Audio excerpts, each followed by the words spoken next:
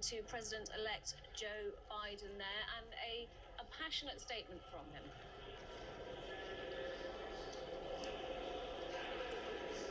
Absolutely.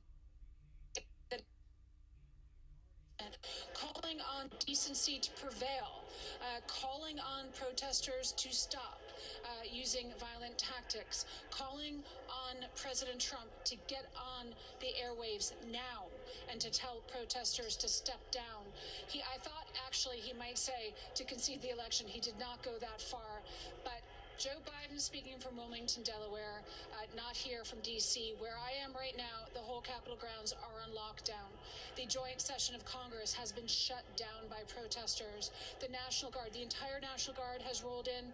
Armored cars have come in. A curfew is in place in less than 2 hours. Vice President Pence and others had to leave the chambers, leave that electoral ballot process that certifies Joe Biden. And now we're hearing what Joe Biden will be like when he becomes president. He's been in government for over 40 years. We've heard him very often, but never in this context, never calling on American protesters breaching the U.S. Capitol grounds, breaching some of the most sacred what people would argue the sacred grounds of democracy that people hold so dear here in America, the symbol of American democracy, that dome, the dome of the Capitol, the Hall of Statues, being briefed by protesters who came in with pro-Trump flags, came in to D.C. because President Trump called for them to come in, called for them to protest, held a protest just outside the grounds of the South Lawn of the White House, where President Trump refused to concede, where he told them he would join them here on the Capitol grounds. And now we've seen tear gas. Now we had National Guard on the ground, over 300 to work with D.C. police, but not armored, not people in flak jackets, not people coming up in armored personnel carriers, which we're seeing now. We're seeing last count, 20 police cars screaming towards the Capitol from the Northwest and the Maryland border, from all different sides, trying to quell this, trying to quell what's happening inside the Capitol, trying to get the small group, a small but virulent group that has breached the halls of democracy and stopped what is supposed to be democracy and PAGAS, the actual final step towards certifying Joe Biden as president.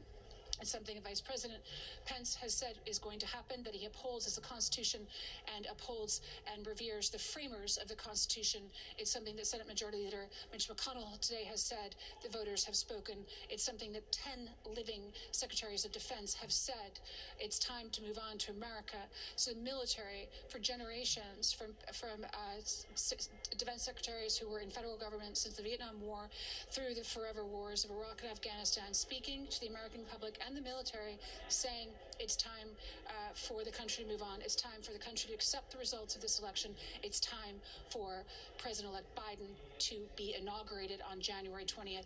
All of this has not been reiterated by President Trump.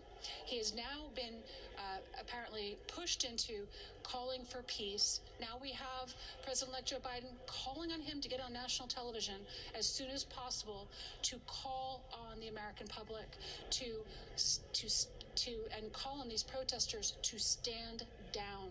Now, obviously, if they refuse to do so, there will be arrests. And even Vice President Pence is saying anyone who continues this provocative and sometimes unlawful protest will be prosecuted to the full extent of the law. So as you say, Courtney, Joe Biden, they're calling on President Trump to go on national television and demand an end to this siege. Do you foresee that happening?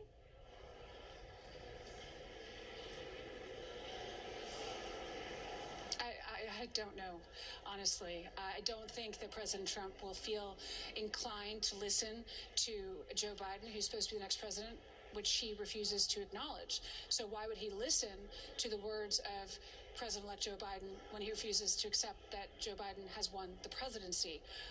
Maybe some other cooler heads will prevail around him, perhaps his press secretary, perhaps his daughter Ivanka Trump, who often is an advisor to him. She has tweeted out that peace needs to prevail, that protesters should not be violent.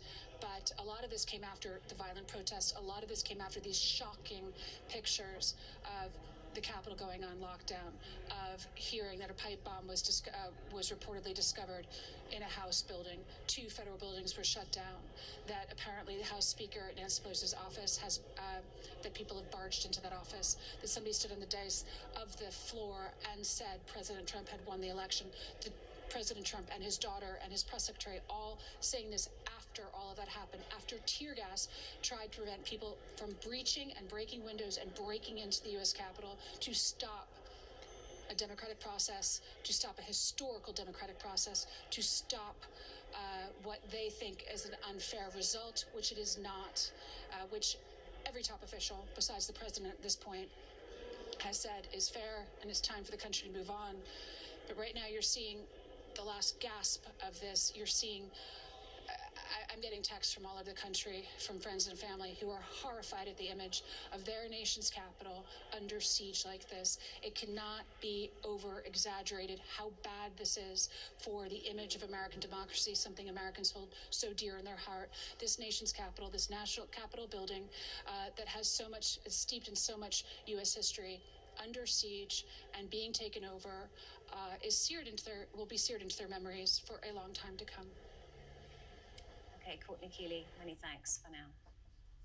Well, our correspondent Sarah Firth has been covering the